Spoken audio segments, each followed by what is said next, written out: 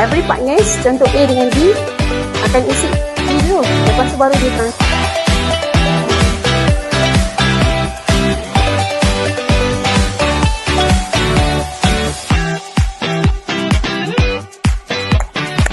Apa beza modal dengan elang modal?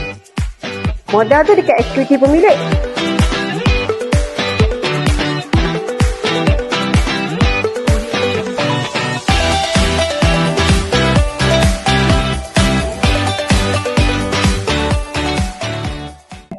Saya sebagai wakil syarikat Ilham Auto Services mencari programming, mendapat manfaat daripada programming.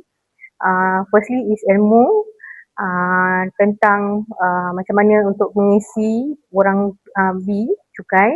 Lepas tu dapat manfaat dan ilmu mengenai manfaat membayar cukai. Lepas tu dapat tahu tentang 10 sebab anda menjadi perhatian MSDN.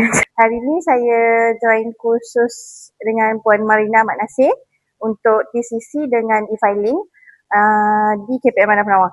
Alhamdulillah, dengan kursus pendek yang saya sertai hari ini, saya dapat tahu macam mana nak isi borang B tu, macam mana nak elakkan daripada dikejar LSDN. Dan Alhamdulillah, penyampaian kursus hari ini jelas dan nyata dan cukup lengkap daripada Puan Marina. Jadi kalau orang yang tak tahu pasal cukai ke apa, boleh cari Madam Marina untuk faham lagi tentang cukai. Assalamualaikum. Okay. Alhamdulillah dah habis kelas bengkel TCC hari ini yang dikondak oleh Madam Marina. Terima kasih banyak-banyak pada Madam dan KPMBP sebab anjurkan program macam ni yang susah nak dapat secara bersemuka. Apa yang saya belajar hari ni macam mana nak urus keuangan syarikat lah. So hari ni saya dapat banyak benda untuk mengurus akaun dan juga bezakanlah akaun peribadi dan juga akaun syarikat. Saya sangat rekomen kepada pemilik syarikat, pemilik tunggal untuk join kelas Madam Marina. Okay, Assalamualaikum. Alhamdulillah saya telah selesai menyertai program bengkel TCC yang dibuat oleh Puan Marina. Sangat baguslah sebab diberi pendedahan tentang ilmu percukaian. Dia sangat tu daripada saya tak tahu apa-apa, alhamdulillah lah sekarang boleh